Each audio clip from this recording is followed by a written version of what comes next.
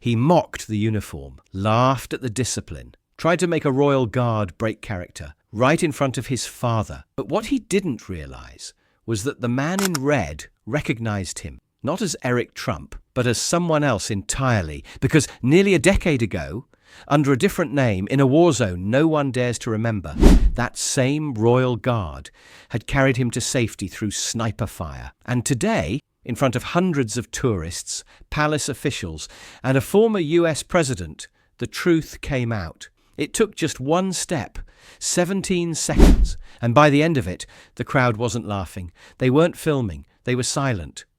Now, before we show you exactly what happened that morning, first, hit that subscribe button and drop a comment telling us where in the world you're watching from. Because what you're about to hear, no one expected it, and it changed everything. Now, without further ado, let's get into it.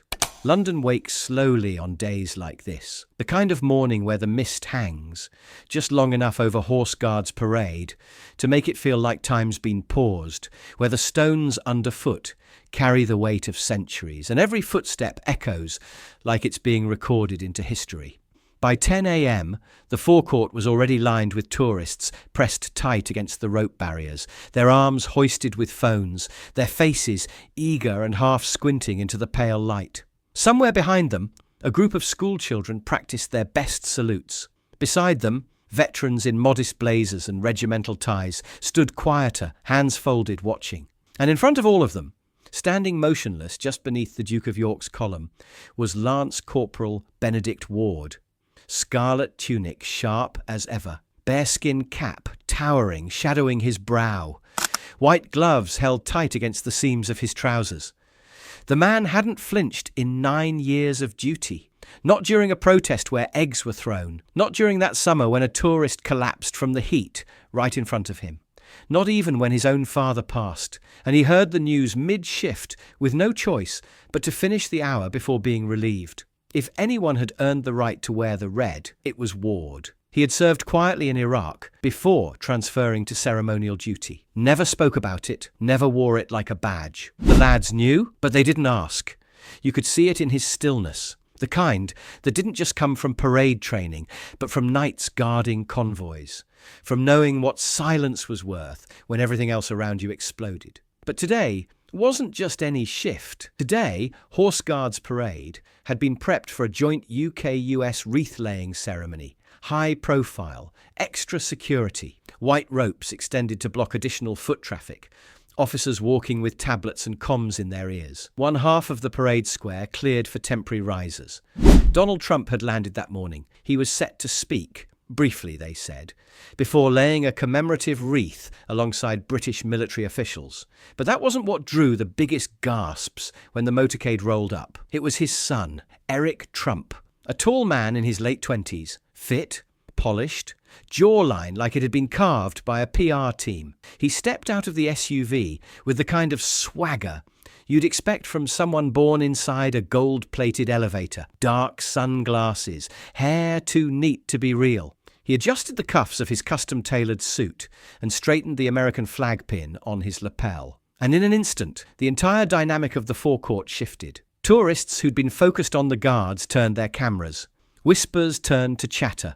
A girl in the front row gasped, "That's him!" A cluster of influencers near the statue practically lunged for angles. Eric smiled a little too knowingly and waved. But from where Benedict stood, still unwavering, it was just noise. Noise he was trained to ignore. Noise that, this time, was walking straight toward the edge of his world. Eric Trump had the air of someone raised on attention.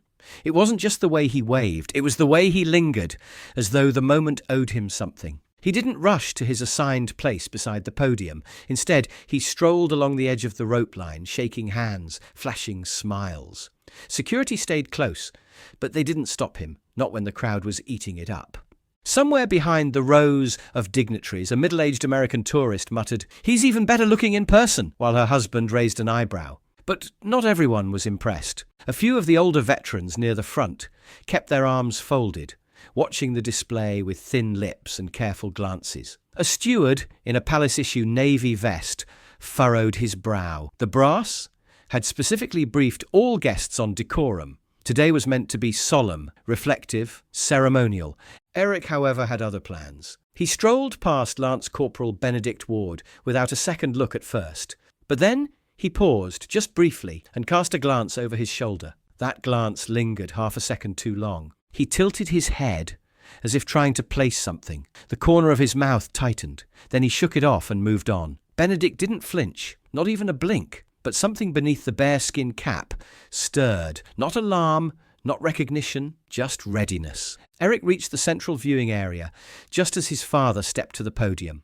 The former president adjusted his coat and began a short, heavily scripted speech about Anglo-American unity, sacrifice, and the shared cost of freedom. But his son wasn't listening. He popped a piece of gum into his mouth mid-sentence. A palace staffer watching from the side flinched slightly. Another muttered something to a fellow steward, but no one moved. Not yet. Eric stood with his hands in his pockets, sunglasses still on, chewing like he was waiting for a train, not attending a wreath-laying at one of Britain's most sacred military sites. Then came the first comment, just loud enough to be heard by those within 5 or 6 feet, maybe more. "Do they train these guys to blink?" he said, jerking a thumb toward the guards, "or just to look pretty?" A few of the nearby tourists chuckled, nervous laughter. The kind people give when they're not sure if they're allowed to laugh, but don't want to seem out of place. Someone further back raised their phone, always filming, always watching. Benedict didn't move. Of course he didn't, that was the job. But if Eric had expected his words to vanish into the crowd, he was wrong. Because the quietest things often echo the loudest in places like this. An older man near the front, chest full of medals, a poppy pinned to his lapel, gave Eric a look sharp enough to shave with. He didn't say a word. He didn't have to. Eric cleared his throat awkwardly and looked away. But just before turning back toward the podium, he spoke again, this time softer. To no one in particular, maybe to himself. "I know that guy," he muttered, nodding toward Benedict. A woman beside him leaned in. "Pardon?" Eric blinked. Nothing. But a man behind them had heard it. A steward, too. Whispers started rippling before Eric even realized the weight of what he'd said. Did he just say, "He knows the guard"? Which one? That one there. Tall, nearest the column. Is this part of the ceremony? Maybe it's staged. Benedict remained perfectly still, eyes forward, posture identical to how it had been an hour earlier. But Eric, he couldn't stop glancing back. And with every glance, the tension grew thicker. Because deep down, beneath the charm, beneath the smirks, something in him remembered. And whatever that memory was, it didn't belong to the man he was pretending to be. It started like fog, soft, quiet, and almost unnoticeable. Just a few voices at first, then murmurs layered over murmurs, until something unspoken began to shape the entire atmosphere of the forecourt. "Wait, he said he knows the guard?" "Yeah, that one by the column." "Is that allowed? Do they know each other?" Nobody said it outright, but you could feel it in the way the tourists shifted, in how the cameras began drifting off the podium and back toward the one person who hadn't moved an inch. Lance Corporal Benedict Ward, the man who hadn't so much as blinked through heat waves, royal funerals and televised ceremonies. Now, somehow, without doing a thing, he had become the centre of attention. Eric Trump tried to act like he hadn't noticed, but he had. His posture grew stiffer, more defensive. His hand moved toward the inside of his jacket, then changed course, adjusting his sunglasses instead. He shifted his weight from one foot to the other, a little too quickly. The composure he carried like armour began to fray at the edges, and the crowd wasn't helping. A child's voice rang out clear and naive from somewhere near the front. "Mummy, why is that man staring at the guard?" The mother gently hushed her daughter, but it was too late. The spell had broken. More eyes turned, not to Eric, not to the former president still mid-speech, to the man in scarlet, to the soldier who hadn't moved a muscle, and yet somehow made the son of a former US president look like he was standing trial instead of attending a ceremony. From the back of the crowd, a tourist raised their phone and whispered, "Do you think this is like a reenactment or something?" But no one laughed, not now, because the longer people watched, the clearer it became that this wasn't performance. There was no choreography, no scheduled moment of drama. This was something real. Eric's composure cracked further. He took off his sunglasses, finally, and stared at Benedict like a man trying to rewrite history with his eyes alone. Still, the guard didn't move, didn't look back, didn't acknowledge him. But something passed between them anyway, something private, something buried. Eric ran a hand through his hair, then stepped a few paces to the side, away from the rope line. He was starting to look like a man who'd stepped into the wrong photograph. And just beyond the podium, Donald Trump continued reading, pausing only to glance once at his son, a flicker of disapproval crossing his face. He'd noticed the shift too. He just didn't understand it yet. Near the palace gates, a senior staffer leaned toward a fellow steward and asked under his breath, "Is this part of the itinerary?" The steward shook his head. "Not unless someone's lost their mind." And then, for the briefest second, Benedict's jaw tightened. Not a twitch, not a flinch. But anyone watching closely, really watching, could see it. Not anger, not fear, recognition. The kind you don't expect to need in a place like this. Not when you're standing beside horsehair and marble, next to a man pretending to be someone he's not. The wind shifted. Flags rustled. And without a word spoken, the entire crowd understood. There was a story here. And the man in the red coat was the only one who remembered how it ended. From the outside, Lance Corporal Benedict Ward hadn't moved in over an hour. But inside his mind, beneath the composure, beyond the discipline, something long dormant had stirred the moment he heard that voice. The voice that had joked about uniforms, that had whispered, "I know that guy." Because he did know that voice, just not by the name it carried now. Iraq, 2014. Hotter than any summer London could imagine. A stretch of road outside Basra, torn by sandstorms and laced with threats that didn't give warnings. Ward had been part of a joint protection detail assigned to escort a coalition convoy carrying aid personnel and a few embedded civilian contractors. Non-combatants, supposedly. That was the first time he met Liam Saunders. Young, nervous, loud in the way people are when they're trying to cover fear with sarcasm. He claimed he was a logistics analyst, but didn't know how to properly don a flak jacket. Claimed he'd been in hostile zones before, but flinched every time someone chambered around. Ward had seen it all before. Some rich kid with political ties parachuted into a contract job for resume polish and photo ops. He kept his distance until the ambush. They were halfway back to base when the IED took out the lead vehicle. The blast flipped it like a toy. Dust choked the sky. Screams rang through the comms. Sniper fire followed. Sharp, surgical, controlled chaos. And Liam, he froze.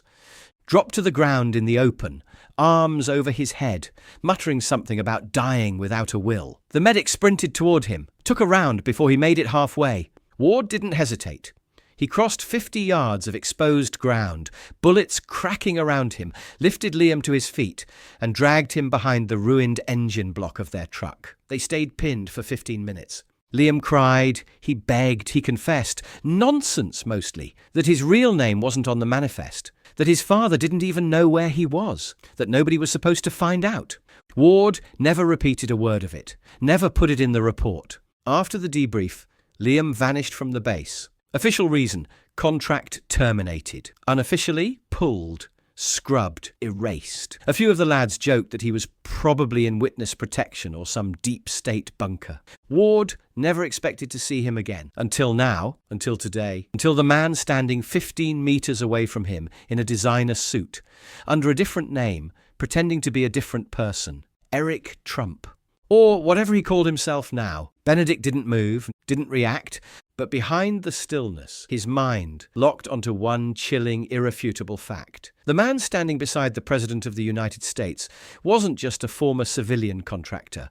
He was a man who owed his life to a royal guard, and who had buried that debt deeper than his real name. Eric Trump knew he was losing the crowd. It wasn't just the wandering eyes or the phones pointing the wrong way. It was the energy, that quiet shift you can feel when people start watching you, not because they admire you, but because they're waiting for you to slip.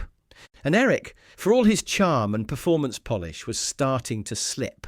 He'd been raised to read a room, But this wasn't a room, it was tradition incarnate. It was discipline carved in flesh and bone, standing 6 feet tall in scarlet wool and white gloves. And it was watching him, silently. Or rather, it wasn't watching him at all, and somehow that was worse. He'd tried brushing it off, a few jokes, a smirk, a deflection, but they weren't landing. Even the tourists were pulling back now, curious, not impressed, alert, not amused. So he did what people like him always do when they feel the spotlight dimming. He reached for control, louder this time, over the whispers, the stiff-backed silence and the weight of history pressing in from the parade square. Eric laughed and pointed directly at Benedict Ward. Bet he'd salute, even if you told him you used to go by another name. It hit the crowd like a slap. For a few, it took a second to register, but others, especially those who'd been following the tension closely, froze. A woman near the front gasped. One of the stewards looked sharply up from his position near the barricade. A Coldstream sergeant standing at the edge of the cordon narrowed his eyes. The words weren't just disrespectful, they were dangerous. Donald Trump, mid-conversation with a visiting diplomat, turned toward his son. "Eric," he said, voice clipped, "what are you on about?" Eric chuckled, but it sounded too rehearsed. "Relax, Dad. Just trying to lighten the mood." He gestured broadly at the crowd, smiling as if he'd just told the world's safest joke. But nobody laughed. Not this time. Behind the scenes, a palace staffer peeled away from a security group and made a direct line toward Benedict's position. The man was late 40s, white gloves tucked under one arm, clipboard still in hand. He stopped just outside the ceremonial boundary, just close enough to speak quietly. "Lance Corporal Ward," he said, low and professional. "Yes, sir." The staffer hesitated. "Are you all right?" "Yes, sir." A beat.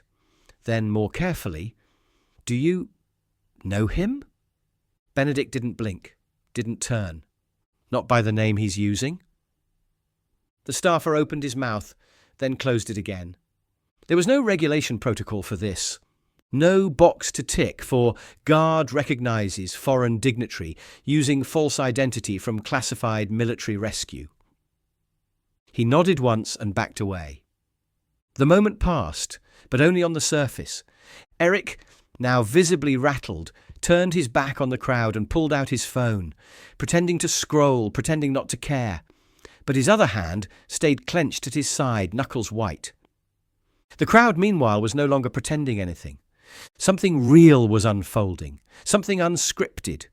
And it wasn't about diplomacy or pageantry anymore. It was about truth. About history catching up to the present, and about a man in a red uniform who had done nothing but stand his ground. Yet somehow that had been enough to rattle a trump, and it wasn't over yet.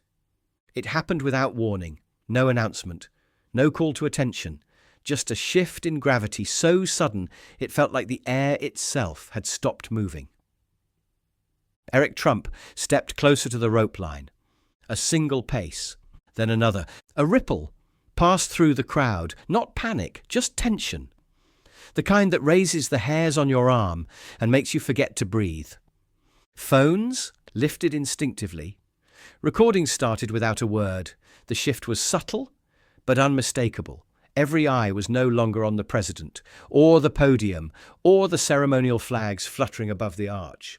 They were all fixed on one thing: a former president's son, and the Royal Guard he claimed to know.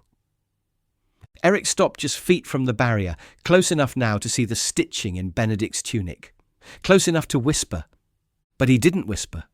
Instead, he raised his voice, just enough to carry across the cordoned courtyard. "Come on, man," he said, forcing a half smile. "At least give me a nod. You remember me." It wasn't said cruelly. It wasn't said kindly either. It was said like a dare. Benedict didn't move. For half a second the stillness held, and then he did. One step. One precise, measured step forward. It was as if the earth itself hiccuped. Gasps swept the rope line like wind through wheat. A woman clutched her chest. A man beside her lowered his camera without realizing it. Even the nearby guards, trained to ignore everything, shifted their posture subtly, just enough to show they felt it too. Benedict Ward now stood slightly ahead of his ceremonial mark. No longer part of the frozen pageant, now something else entirely.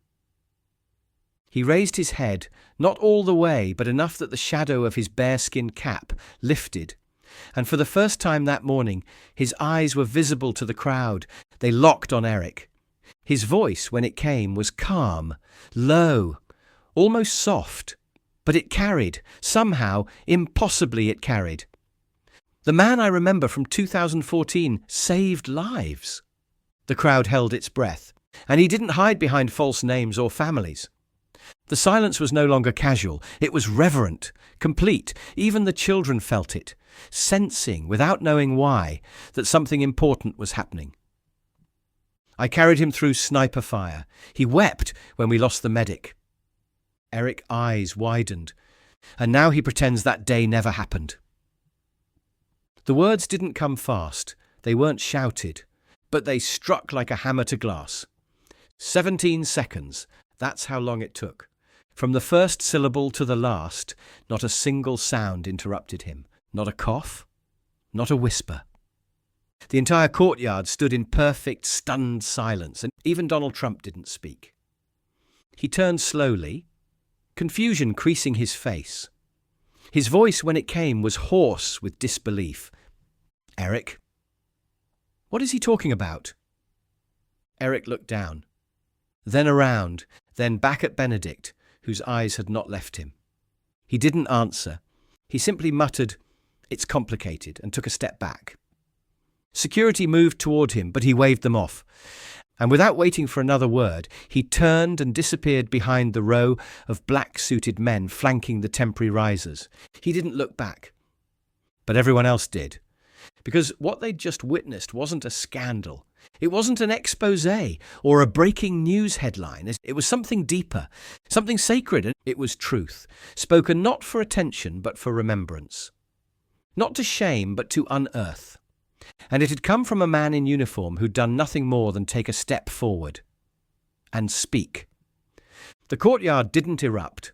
There were no cheers, no applause, no security panic, no speeches rewritten in real time.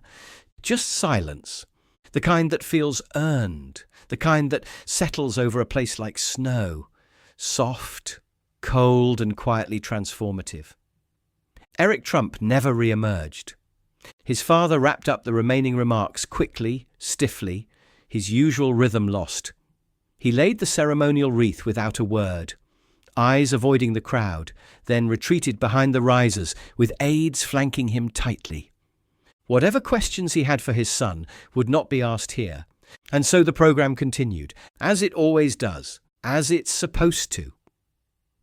The band resumed their slow, mournful melody. The flag detail completed their final pivot. A military chaplain offered a closing prayer that most in the crowd only half heard, because their eyes kept drifting back. To him, to the man who had broken nothing except silence, and somehow changed everything. Lance Corporal Benedict Ward had returned to position, as if nothing had happened, as if he hadn't just peeled back a layer of history in front of a crowd of strangers, still as stone, eyes forward, posture perfect. But people saw him differently now. A veteran near the front stepped forward, quietly, deliberately. He didn't speak. He didn't make a show of it. He simply brought his fingers to his brow and gave a sharp, dignified salute just once, before stepping back into the crowd. Others didn't follow, but they didn't need to. It was enough. A palace guard commander approached slowly from the far end of the square. His tunic bore the weight of rank and years, and his voice, when he reached Benedict, was meant only for the guard's ears. That was not regulation. "No, sir, but I believe it was necessary." He gave a subtle nod, then turned on his heel and walked away. No reprimand, no paperwork, just the quiet recognition that sometimes even the most sacred traditions have room for a deeper kind of discipline. By the time the crowd began to disperse, the tourists no longer moved with the same chatter and frenzy they'd arrived with. They walked slower, spoke softer, some barely spoke at all. And the man they'd once tried to provoke or photograph or ignore, he hadn't moved. Not really, but in the eyes of every person leaving Horse Guards Parade that day, he stood taller than anyone else in London. The barracks were quiet by mid-afternoon. The kind of quiet that doesn't come from emptiness but from weight. The kind of quiet you feel before a storm or just after something important has passed through. Lance Corporal Benedict Ward sat alone in the changing hall, still in uniform. His bearskin cap had been carefully placed on the shelf above his locker, the red of his tunic still sharp. But there was something softer about his posture now. Not slouched, not tired, just still, the kind of stillness that doesn't come from duty, but from memory. He didn't check his phone, he didn't speak. He just sat there, letting the silence stretch until another pair of boots echoed down the hall. Sergeant Keane, older, sharper, a veteran of both ceremony and conflict. He wasn't one for small talk, but when he reached the bench across from Benedict, he didn't sit down right away. Just stood there, arms folded, studying him. He wouldn't have made it out, would he? Benedict didn't look up. Not without you, Keane added. A pause, and then Benedict spoke, not loudly, not with bitterness, just simply. He used to be someone else. Today, I reminded him. Keane nodded once, like that was enough. Like that was enough. Benedict reached into the upper shelf of his locker and pulled down a small, worn notebook wrapped in black elastic. The corners were frayed, the cover creased from years of being shoved into combat packs and coat pockets. He opened it to the back, past old deployment notes, scribbled coordinates, lists of radio call signs, past dust-streaked reminders of places nobody speaks about. There, written in faded ink, was a single name, Liam Saunders. Next to it, a date. The exact day of the ambush. A simple note beneath. Medic lost. Civilian survived. Benedict didn't read it out loud. He didn't have to. He stared at the page for a few quiet seconds, then closed the notebook gently. Some truths didn't need repeating. They just needed remembering. Keane finally sat, letting out a slow exhale. You think anyone out there will report it? Benedict shook his head. They don't need to. Another pause. Then Keane stood, adjusted his cuffs, and offered a small, almost invisible nod of respect. Not bad for your first break in 9 years. And then he left. Benedict stayed seated a little while longer, not out of hesitation, but because some days silence is the only way to honour what words never could. Have you ever seen someone try to rewrite their past, only for the truth to catch up with them? Do you think some truths are better kept buried, or should they always be brought to light no matter who's watching? Let us know in the comments. We read every single one, and your thoughts help shape what stories we tell next. If this story moved you, if it reminded you that silence can speak louder than any headline, go ahead and hit that like button and make sure you're subscribed with the bell icon turned on so you never miss a story. And if you know someone who still thinks Royal Guards are just statues in fancy coats, share this video with them. They might come away with a different kind of respect. Our next Royal Guard story is already waiting for you on screen. Click it now and we'll see you tomorrow. Same time, same place, with another moment that proves, sometimes standing still, reveals everything.